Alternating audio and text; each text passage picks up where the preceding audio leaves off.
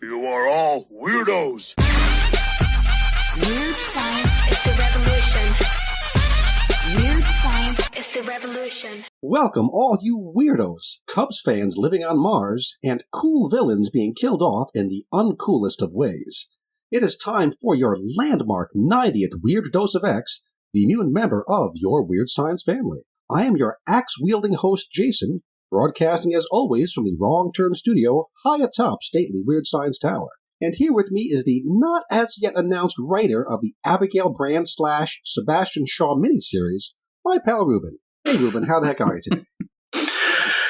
Yeah, that's what I I'm need. looking forward to that. That'll be great. Yeah, they have to give me that because they gave me this Fall of the House of the X garbage, and I need something to make up for that. Yeah, we are going to get to that. The three books we're talking about today are Fall of the House of X #3, Dead X-Men #3, and Wolverine #45. But first, we've got a little bit of news to talk about. We know there's only 12 more weeks of the Krakoan era, which should bring us to like episode 102, so that'll be fun. Beans have been spilled on the structure of the next era at a panel of comic creators at South by Southwest. All the details are out there for folks to read, so we're just going to hit the highlights. The launch event will be called From the Ashes.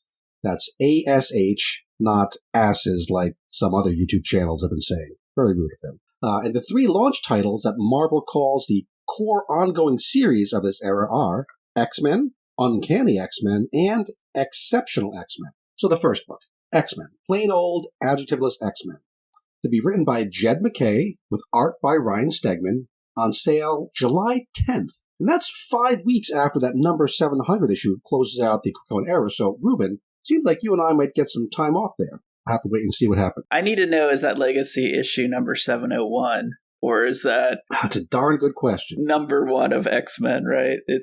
I'm still pissed about that. It's going to get the 701 legacy number. And this book here seems like the most traditional of the launch titles. These X-Men will be based in Alaska.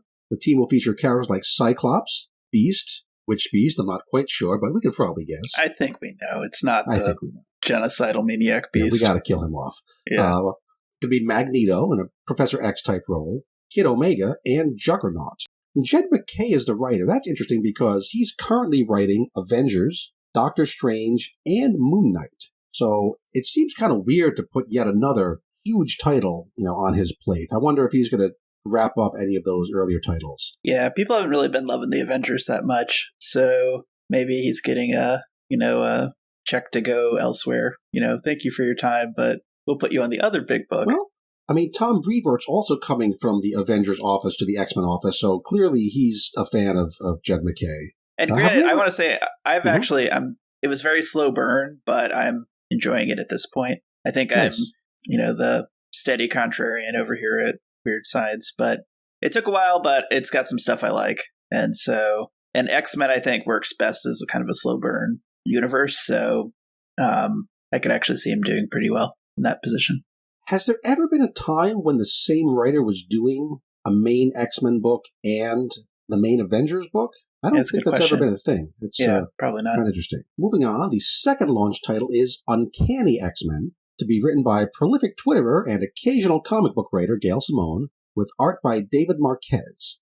It goes on sale a month later, August 7th. Marvel is spacing out these new titles just like they've done with the new Ultimate Universe books. Uncanny X-Men will be set in Louisiana and will star Rogue, Gambit, Nightcrawler, Jubilee, and Wolverine, Logan version. This is described as, quote, explosive superhero adventures. I mean, we'll be the judge of that, I think. But that's that book. I wonder how much local Louisiana color they're going to give to this. Yeah, it could be cool. These are both two solid teams. When I looked at the list of the lineups, one thing I will give a big thumbs up to is you've got two central titles with a mix of characters that have, distinct personalities and big fan bases. And that's a great way to launch, right? It's not amalgam team with lots of weirdos who you've never heard of. True. It seems very traditional so far. We loved, or at least I loved, the Krakoan era for, taking this huge out of left field swing, having this big high concept. And this is not a high concept kind of pitch. It seems to be very much more of a back to basics kind of thing. Well, we have one more title to talk about, and it is a little weirder. This one launches on September 4th, and it is Exceptional X-Men, spelled with an EX. And there's never been a title a Marvel book by this title before, as far as I can tell. So that's a new thing. Exceptional X-Men will be written by E. Viewing with art by Carmen Carnero. Kate, or Kitty Pryde, will be the central character of this title as she goes home to Chicago, tries to leave the whole mutant life behind, and become a barista. Really, Kitty? You go from Red Queen of the Hellfire Club to making lattes for tech dudes? I don't know. Yeah, that's a bit weird to me. I could see her leaving it behind, but that's not the career move you make. At least it's not the one I would make. I would think I hope she would have put some money away so she doesn't have to live on her tips. That's be a rough life. Yeah, maybe she just wants maybe she's got all the money in the world, but she just wants to be in a place where she can socialize with the people. Could be. This book also promises to feature Emma Frost and several brand new young mutant characters. From what E. Viewing has said, it seems like she wants it to be something of an all-ages kind of book. She said that she hopes it's like some kid's first X-Men book. So this seems a little bit more off to the side, maybe not as central to the main plot, but, we like Kitty, we like Emma. I'm curious if Tony Stark will be involved, or if the whole Emma and Tony thing is going to just be ended when we wrap things up. Yeah, I'm also curious about Unlimited X-Men. Is that going to continue, or are they abandoning the digital first imprint? The website only, the app only one. Yeah, I haven't heard anything about that. Because that's been said in the Krakoa era, right? Very clearly. And although I haven't been reading it, all the time, occasionally I pop over and there's a story that feels like it's additive. Not necessary ever, but, it felt helpful for fleshing out what was going on. That Red Root story was pretty good.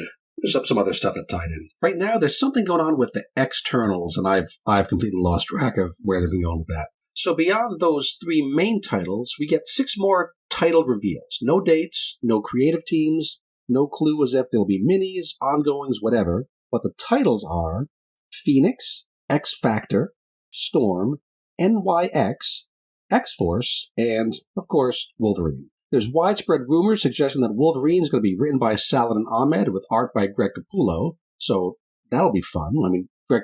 It's funny because Greg Capullo always gets the top billing in these rumors. Everywhere else, they seem to list the writers first, but Greg Capullo drawing Wolverine, that's what has people excited, I think. I hate to admit it, but when I saw that, I was like, oh, I'd check that out. I'm curious how he'd draw Wolverine and supporting characters, right? His art is so distinctive, and I don't know. It's like better Liefeld art in my mind. That's the way I characterize it. Interesting. It's of that era, yeah.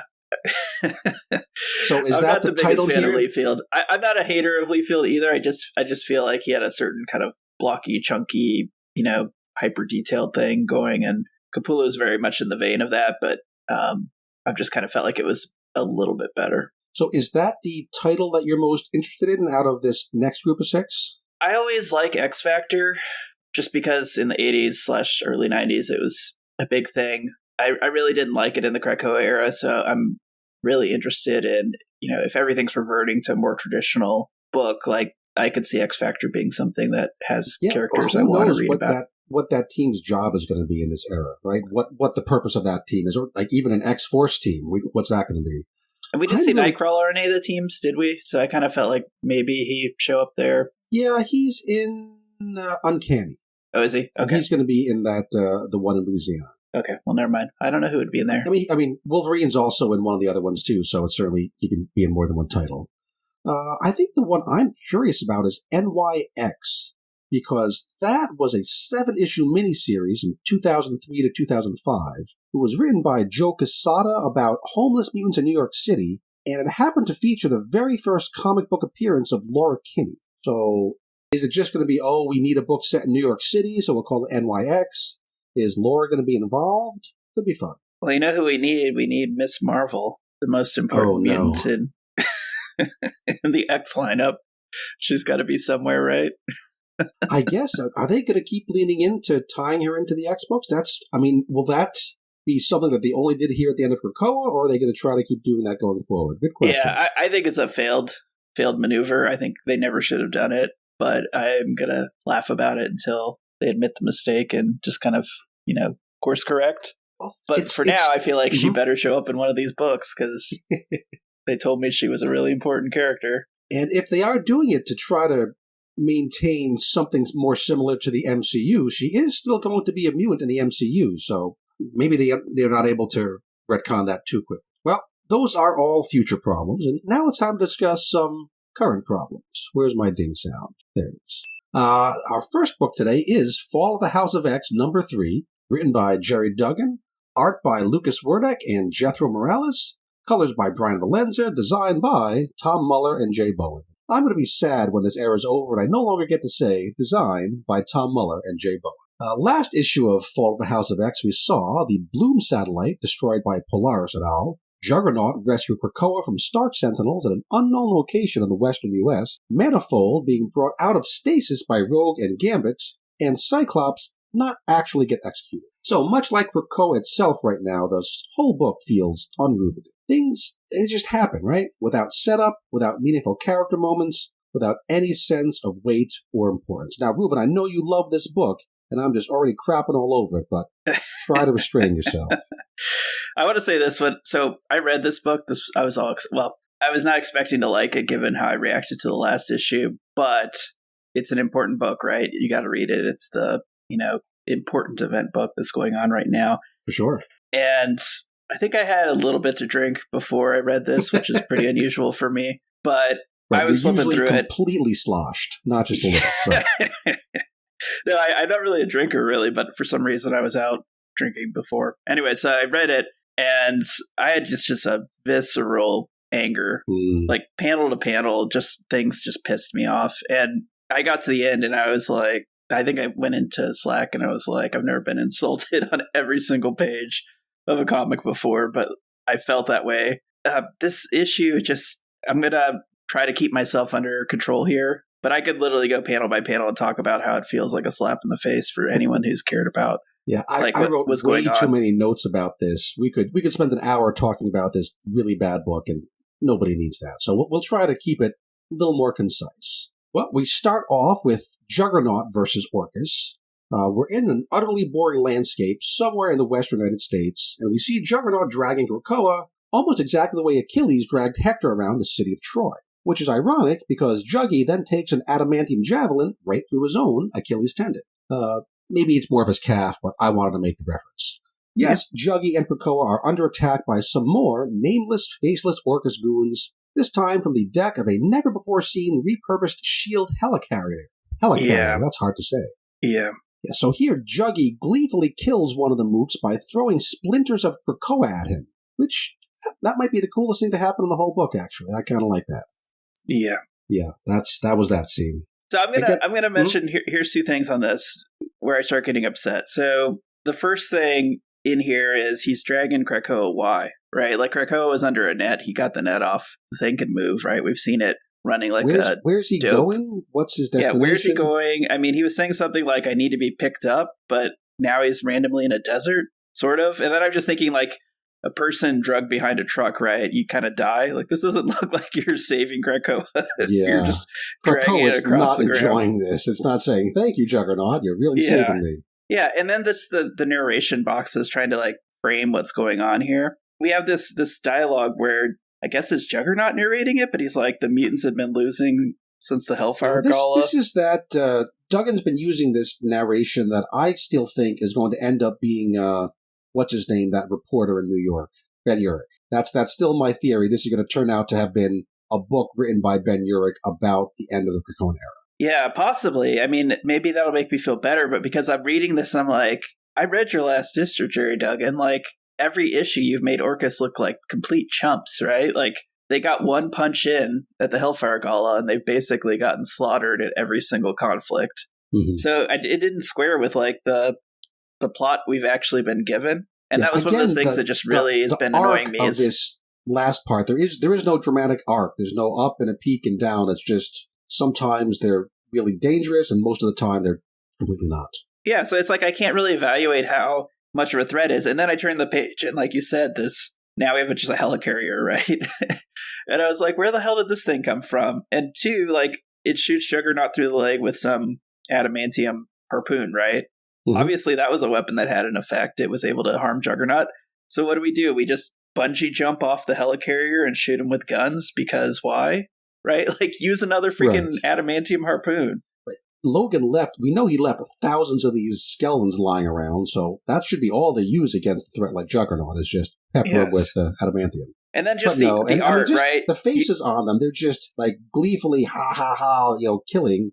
Yeah, but so we don't know who they are. We've never seen this team before. They're just somebody to be targets for Juggernaut. Yeah, so basically, I mean, the overarching complaint of mine is it's very uneven. I don't know what's going on. Like, are they winning? Are they losing? Are they a threat? Or are they not a threat? And then two, like, I felt like a lot of the other writers, especially Gillen and Hickman, were writing this complex story, right? Like, I understood this is like more of like an evolutionary conflict, right? It wasn't like malicious. It was that humanity was worried about being replaced by mutants, right?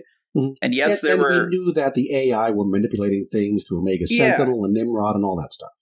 We knew we had some psychos in Orcus too, right? It was a conglomerate of like ex-SHIELD agents and AIM and Hydra and everything. Everybody. But at the end of the day, I didn't think of it as like cackling baddies, right? Like just laughing and...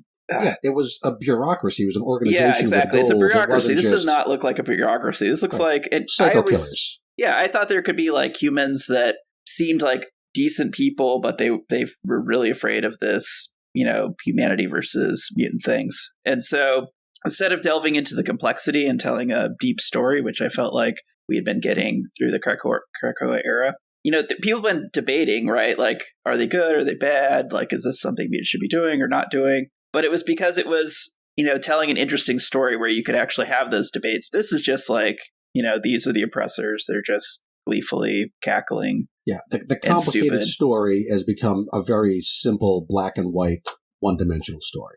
And part of this is because something happened in the X office to accelerate the ending. Clearly, it was supposed to go a little bit longer at some point, and then the decision was made, nope, Tom Brevoort's coming in, the Jordan White's going out, and we're speeding things up because some stuff that was clearly supposed to happen never happened. So that doesn't excuse the bad writing here. I mean, on the other side of things, I think Gillen's rolled with that a whole lot better.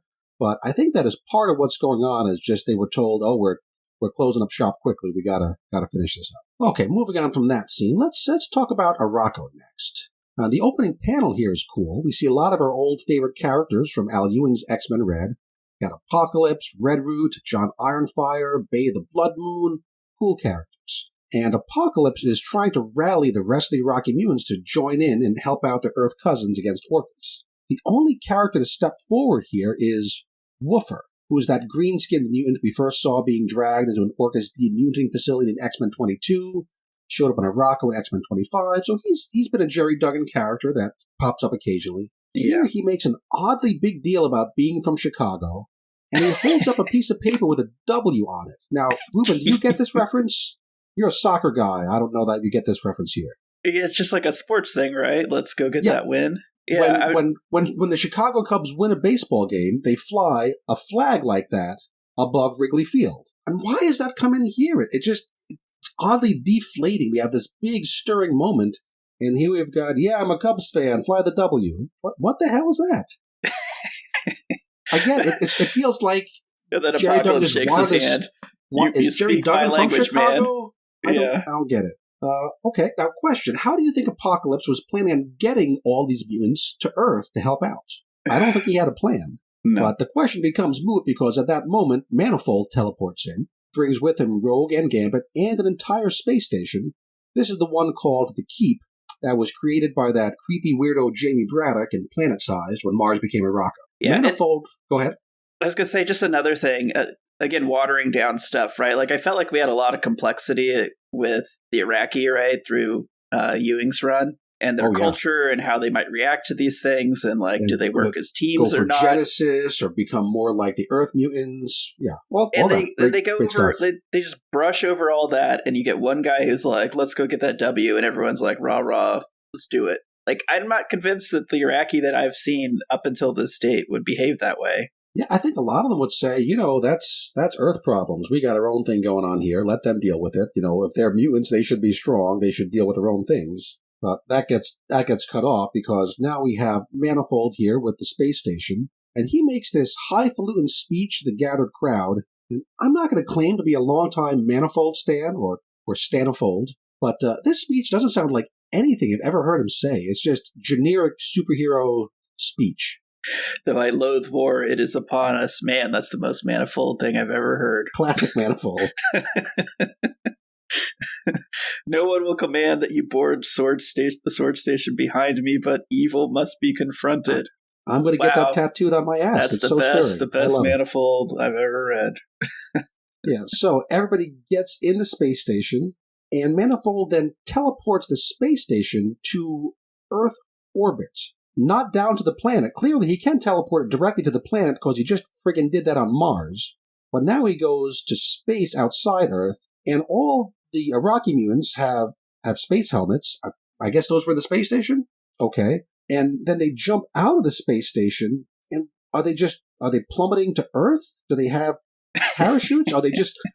Because if the space station's in orbit and you jump out of the space station, physics-wise, you're in orbit, right? They're just going to keep circling Earth until they run out of oxygen. That's all that's going to happen here. There's a very clear reason they teleport Sword Station Araco to... Or Sword Station 2, right? Yeah. The only reason they do it is to make the F and X above, right? You cross the two sword stations, and now you have an X, and you're supposed to fist bump and say, "Oh, that's so badass." Yeah, and because it fulfills Destiny's prophecy that we've all been waiting with bated breath to see her prophecy revealed. And if you don't remember the prophecy, go ahead. I was going to say that this jumping out of the sword station scene, and I saw this in a lot of this issue, like just callbacks to stuff that happened during Krakoa era, but it's not done with respect, right? Like, there were a lot of things you could say about X of Swords, but there was one pretty badass moment, right? When there's this big conflict and the sword station appears, right, out of nowhere, and all the mutants like pour out of it to that was cool. And that was a prophecy being carried out. Yeah. So this to me is just like, oh, we're going to do that again, but now there's two of them in a shitty way instead of a cool way, right? Yeah. So we turn the page and we get, I guess we're calling this a data page. It has all the, the hallmarks and design elements of a data page, but it's just two reused comic panels with the color removed. The first panel is the cross space stations we just saw on the previous page. They're showing it to us again. Like, the helmet's sticking in the corner. If we didn't get that, it's an X. Like, hey, everybody, they're shaped like an X. Yeah. And the second panel is Destiny making the prophecy. Although the prophecy here is stitched together from two separate incidents in two separate books, but here it's made to look like it happened all in one breath. Okay, so what she says here is that X in the heavens, it all culminates with a giant X in the heavens with the fall of the Krakoans. Now that's what we're getting here, X in the heavens. And I guess the fall, are these Krakoans falling to Earth? Is that what's happening? I don't know how little we're supposed to be here. It burned up in the atmosphere during the entry. And they're not really Krakoans, they're the Iraqis, but maybe some Krakoans are there because Orcus sent them to... Anyway, whatever. Yes. And then we get, next, I see kings clashing in white, black. I guess that's supposed to be Shaw and Kingpin? We haven't seen them clash. I think there was going to be a subplot here that got cut. Because in Immortal 16, that was the last time we saw Shaw. That was months and months ago. That was when Professor X gave him some codes to start getting back control of the Hellfire Club. Yep, and I was excited about that storyline because I thought that was really interesting. And it just never happened. Just ignore that. Then it says, the death of the Red Queen. I guess Kitty stopped being the Red Queen, and now she's Shadowcat. Mm-hmm. That's our death of the Red Queen. Not really a death. We get a Jovian bolt from the heavens. Polaris was hanging around Jupiter before she brought Nowhere with a K from Jupiter to attack the Bloom. So that's that. Stars ripped in half. That's Hydra Cap tearing up an American flag, then of Uncanny Avengers. False Captain. Hydra Cap again. False Captain Krakoa. The fool who speaks truth will pay the price.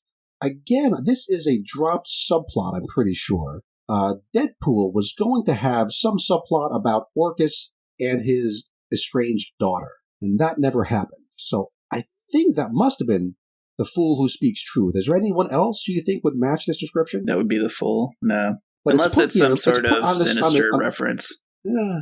Well, which one of those would be the fool who speaks truth? Maybe. But again, it's put here on the page like, hey, everybody, we fulfilled this prophecy, but I have no idea what to talk. Yeah, so as far as prophecies go, it's not nearly as much of a wow moment as it's supposed to be.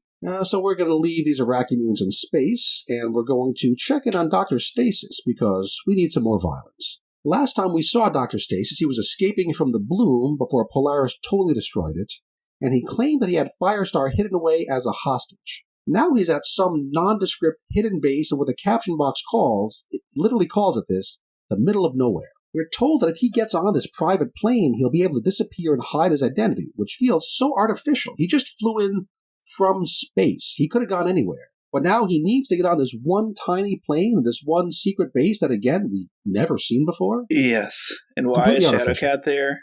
How did she find the middle of nowhere? Doesn't matter. They got to kill him. You just hang out there?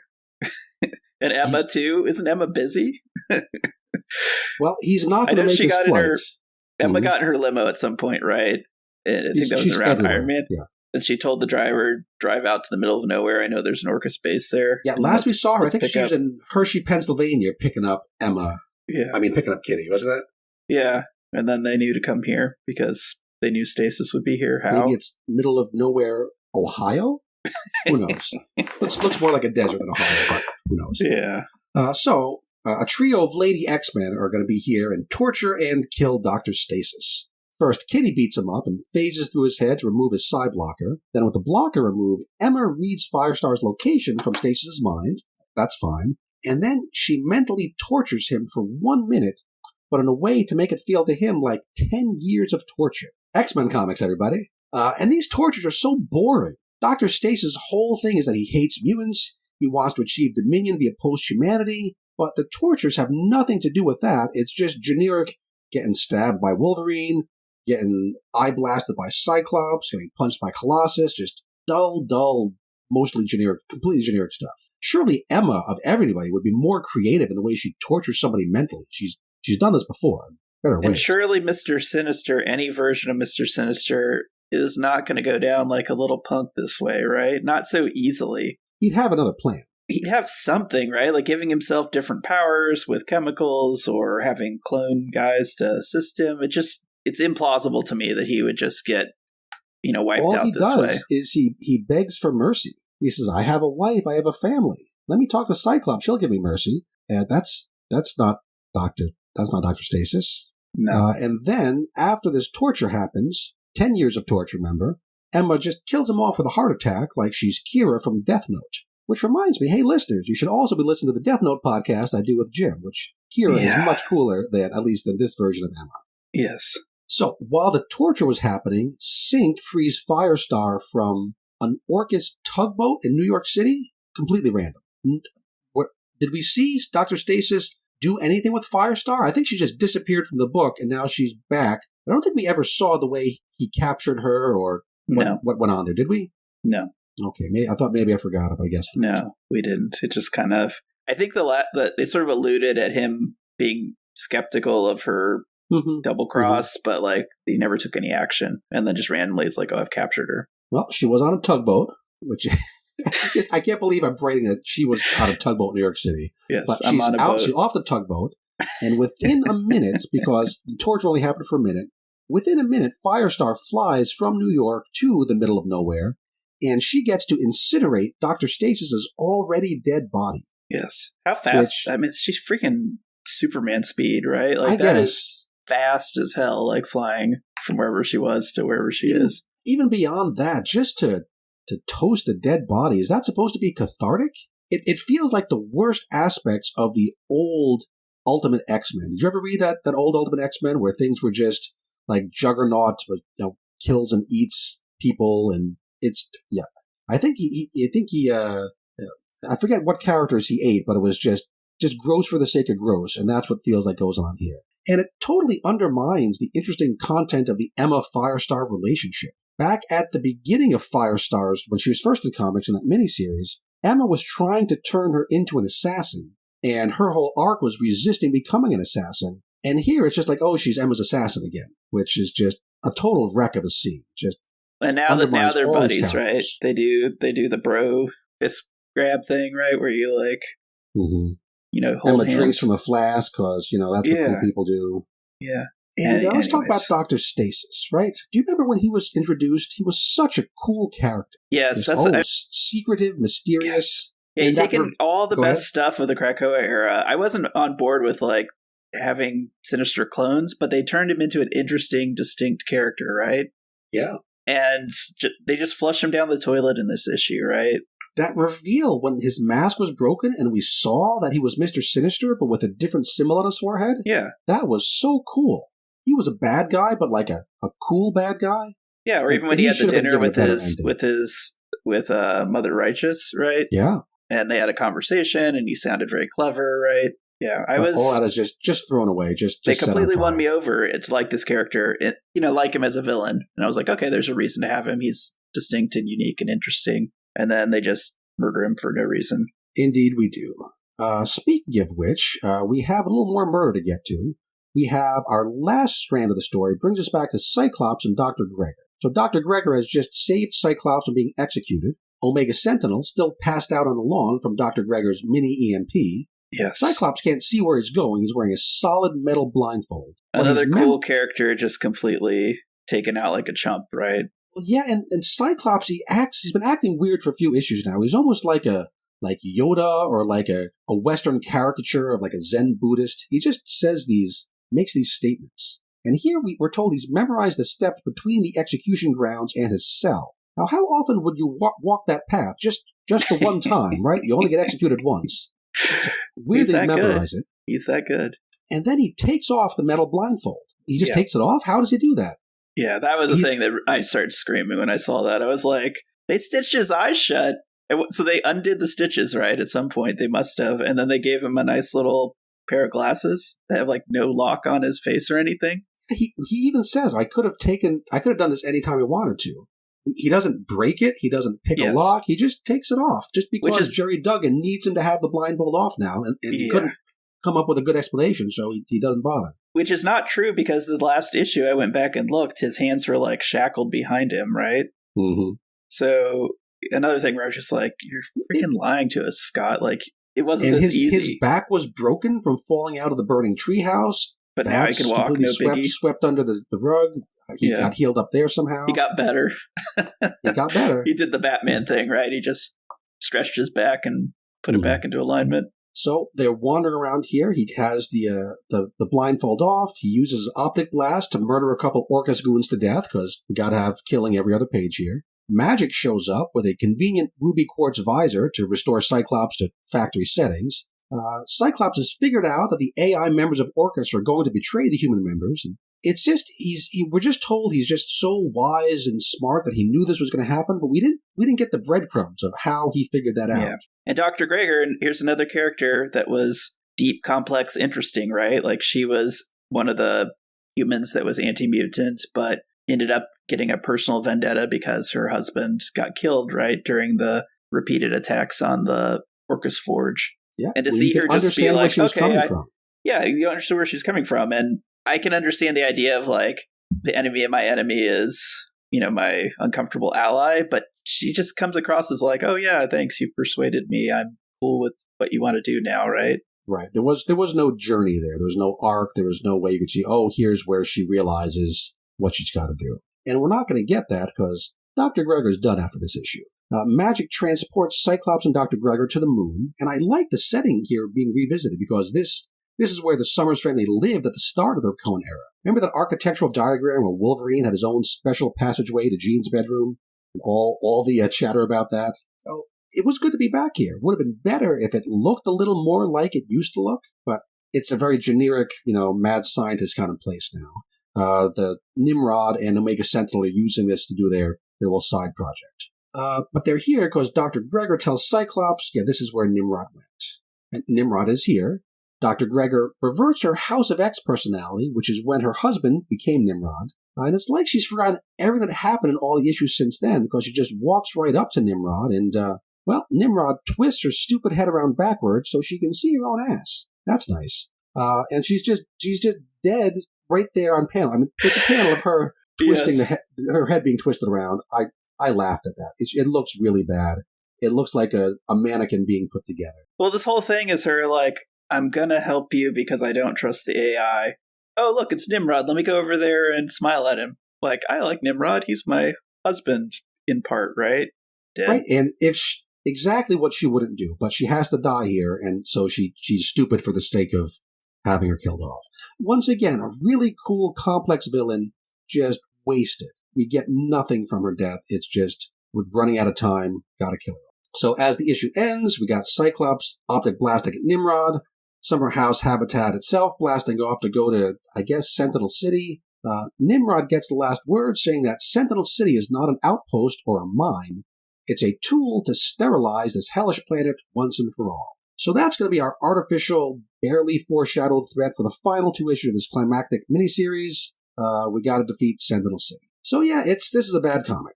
The concept of the AIs turning on the humans is a good concept, but it's Hickman's concept. It was fully revealed to us in the Inferno miniseries way back in 2021, 3+ years ago, right? That's when we found out Omega Sentinel sent to the timeline by the Trickster's Titan, all that good stuff. And Duggan is just taking that cool idea and playing it out in the most clumsy, dumbest way possible. I'm really disappointed. I can't blame the art. I think the art looks fine. Wernick and Morales make the individual pages look way cooler than the story deserves. Tired of talking about this issue, and I dread reading the next 2. So I'm going to give this a 4 out of 10, and I'd go lower, but I need to keep some room for those next 2 issues.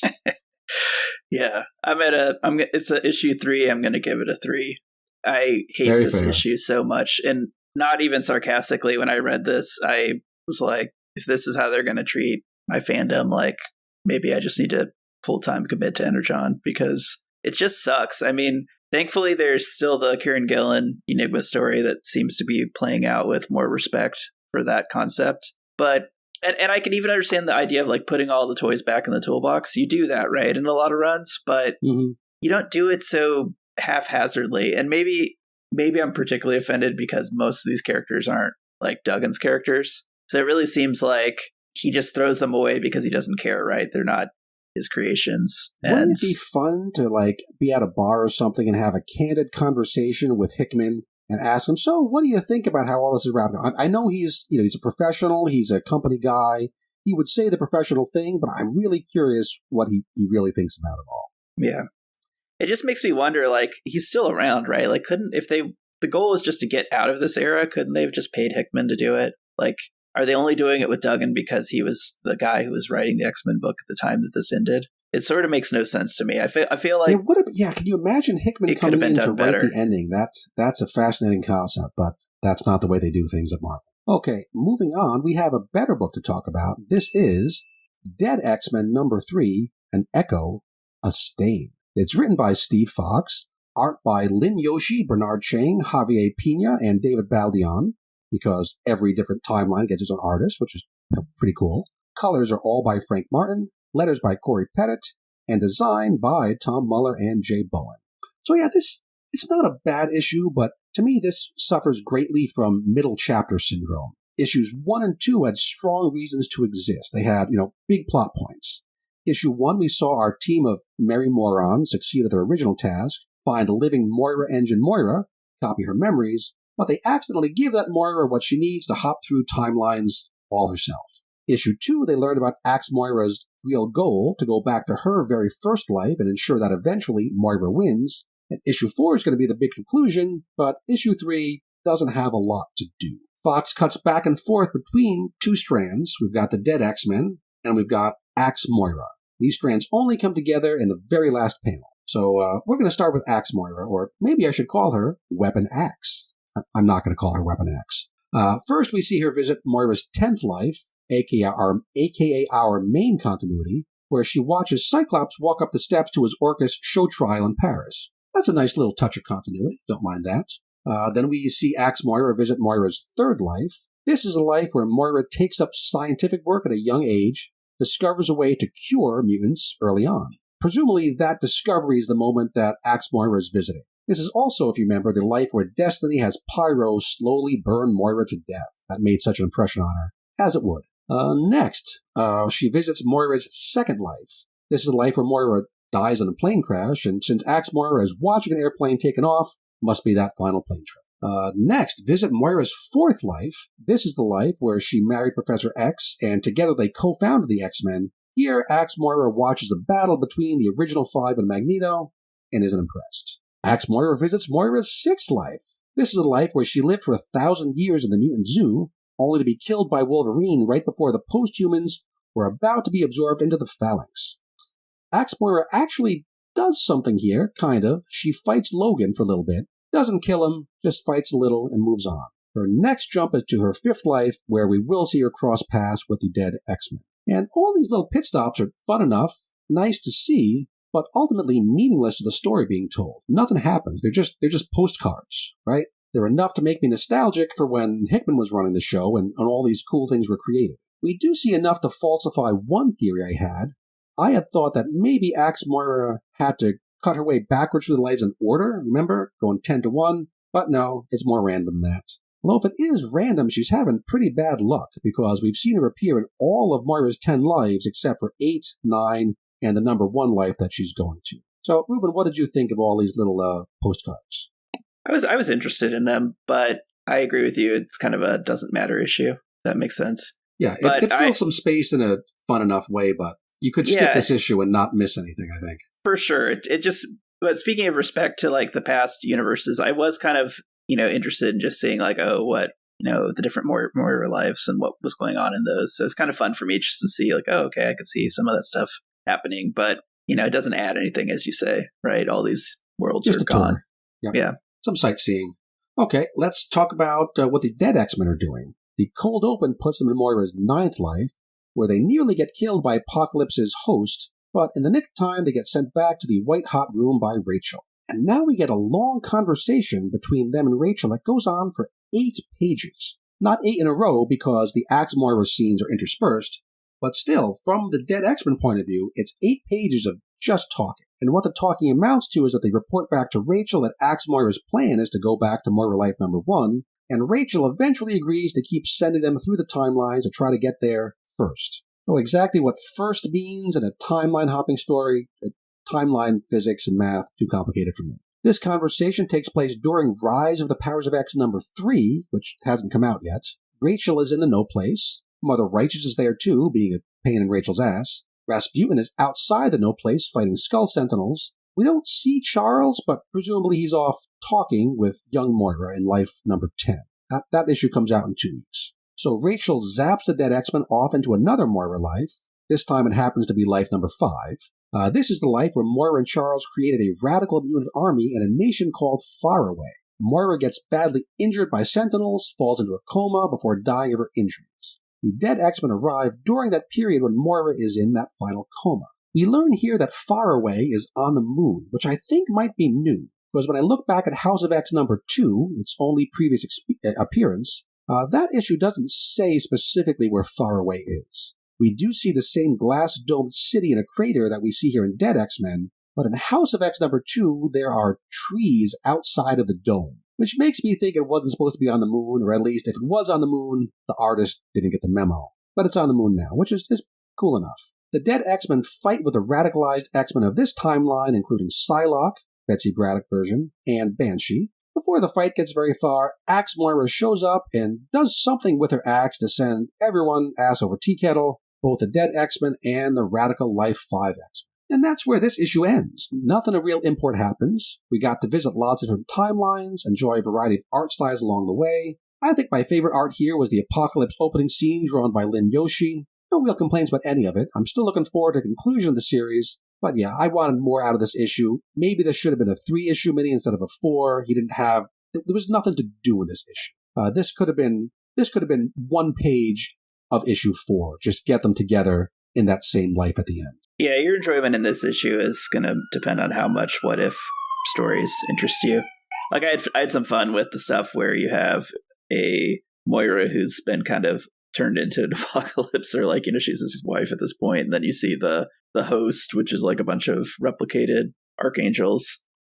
Just stuff like that. I was like, oh, that's kind of fun. And then you get some banter, right, between the dope team, sort of acknowledging that they're the dope team, which made me laugh. There's a lot of these characters. I mean, Frenzy. Do we know much about Frenzy from reading 3 issues of this book? I don't. I have to look at the front page to remember who's all's on the team. I know we know that who is? We got Cannonball's there. We know that Prodigy's the one who has the smart thing going on. We get a mention of that Crystal is still stuck in his chest because that's got to play out in the next issue, but everybody else is just kind of there to be there. Yeah. Well, when they went to the Sixth Life, where that was the one where there's like a preserve set up for the last of the mutants, and you've got Wolverine and Moira living in it, right? Kind of like an Adam and Eve garden. I kind of just laughed about the idea of, Wolverine attacks. But if this were to like be part of the original story, right? Like they have this fight, and then, what happens in House of X? What does Wolverine think is going on here? Yeah, exactly. So it just made me laugh and giggle. Well, is she going to kill Wolverine here? Because if she does, then Wolverine doesn't kill the Moira of this timeline, which means it doesn't reset, which means that they ascend to the Phalanx, and we're out of space and time, so does the next Moira life even happen? How does causality work in this multiple timeline situation? That could have been cool, but she just kind of fights for them a little bit and leaves. Well, considering I did have fun along the way, like you say, it's kind of cool to be reminded, oh, that was a cool thing that Hickman wrote. Oh, that was another cool thing that Hickman wrote. Oh, here's a cool thing Hickman wrote. But 8 pages of conversation, nothing really happening. I'm going to still give it a 6.5 out of 10. It was so much better than the previous book we talked about, but still kind of a nothing. Skippable. Non-essential for sure. I'll just give it a 6. But it was a 6 of like, if you like this stuff, you might like this as well. Yeah, pleasant enough for sure. And especially as like a palate cleanser to the other story, which also did a bunch of callbacks, but in a way that insulted my intelligence. I was way more positive about this one than Rise. Or sorry, not Rise, but Fall.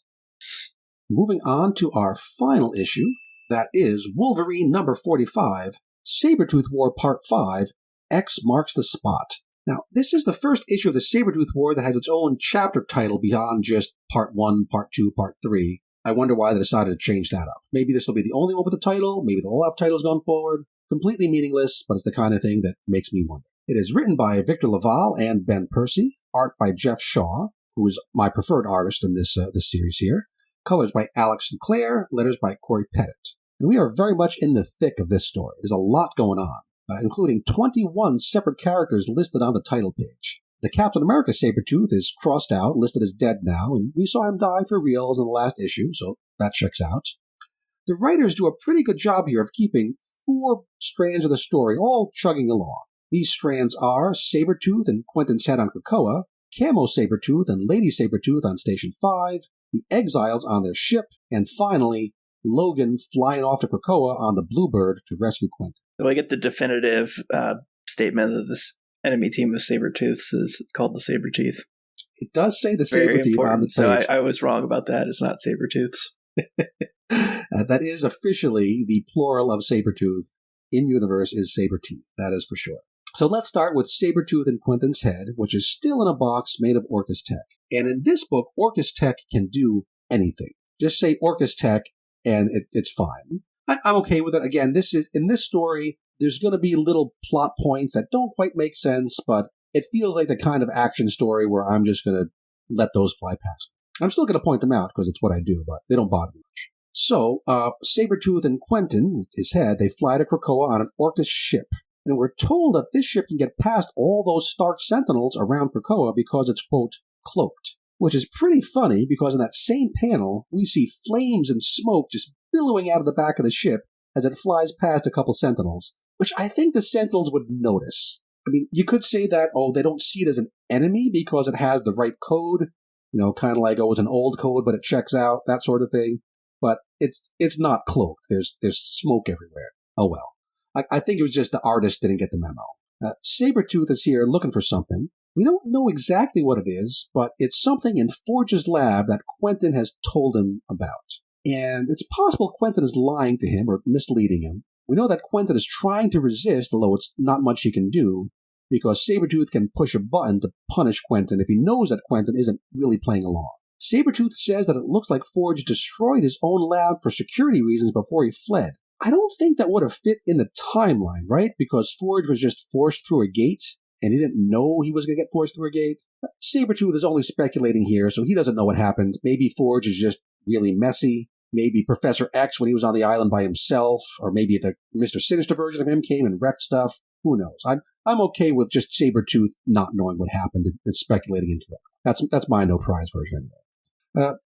Quentin leads Sabretooth into an ambush. An organic Krakoan mech-type thing left behind by Forge, and we get our requisite fight scene of the issue. Doesn't last very long. Sabretooth tears it apart.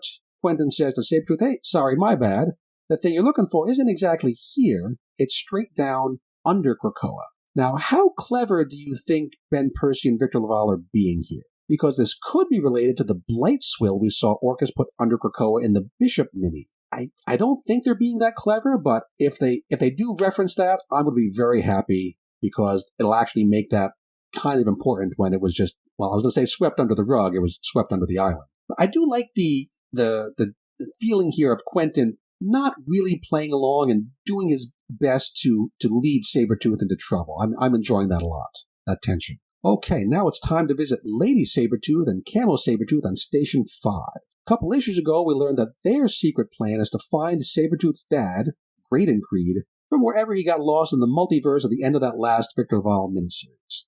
And they succeed, probably. I believe that this Orcus lab has multiverse tech. Again, in this title, Orcus tech can do anything. I don't know how they figured out exactly where in the multiverse Graydon was. It's the Orcus tech, man. They have a Graydon tracker. Orcus tech. Don't got to explain anything. It's like the Phoenix Force or the Speed Force. But Camo Sabretooth, he goes through the portal wearing a tether, which is a cool idea, and he brings back someone they think is Graydon Creed. We don't get to see the guy, but Lady Sabretooth remarks that something is up with his face. So did Graydon get his face torn off? Is it not really Graydon Creed? We gotta wait to find out, but this was kind of a cool little mystery to set up. What do you think is going on here? I think it's going to be Graydon. I had this, like, in the back of my brain recollection that Graydon got messed up at the end of the XL story, but maybe I'm remembering things that didn't happen. I remember, I thought he just got, like, pushed through a portal. I don't remember what happened before that, if he was messed up first. Well, we're going to find out next issue, I guess. But now it's time to check in with the Exiles. They're chasing down Sabretooth because Oya, who is going to be in one of the new books going forward, under a different name, she's going to be called Temper. But now she's still Oya. She got that secret psychic signal from her old flame Quentin, and they still have that anti-Sabretooth killing seed weapon to use against him. Now, this used to be called a Death Seed in the first couple appearances, but I guess someone in Marvel editorial realized that Death Seed means something really specific in X-Men continuity, related to Apocalypse. Remember, we saw that in an alternate future in Rise of the Powers of X, I think. So, it's a killing seed. It's not a death seed. It's not the Apocalypse thing. That's fine. They follow Sabretooth to Krakoa, but they don't have the Orcus tech to be cloaked against Sentinels. So one of the Sentinels guarding the island chases them, and we're kind of a long way, all the way up into space. Eventually, the Sentinel gives up the chase and heads back to its assigned spot around the island. This is a very coincidental lucky break for Wolverine, because the spot vacated by that Sentinel creates a gap for him to fly in with the Bluebird. The other Sentinels notice, though. They blow up the Bluebird, and Logan he says he hits the eject button. Now, I would have thought that if you're in a plane or even a submarine, the eject button would have had, like, a parachute or something, but no, it's just a big old spring, launches its pilot straight up, no rescue gear, and fortunately, the pilot happens to be Wolverine, and he lands on his feet unharmed, which is very, very silly. But it's an awesome-looking splash page. It looks super cool, so I'm okay with it, even though it makes no sense. And then Wolverine just outruns the Sentinels chasing him, which also makes no sense. I mean, he's small. There's trees and things to go in between. That's fine. Man, they are flying. They should be on him 2 seconds, right?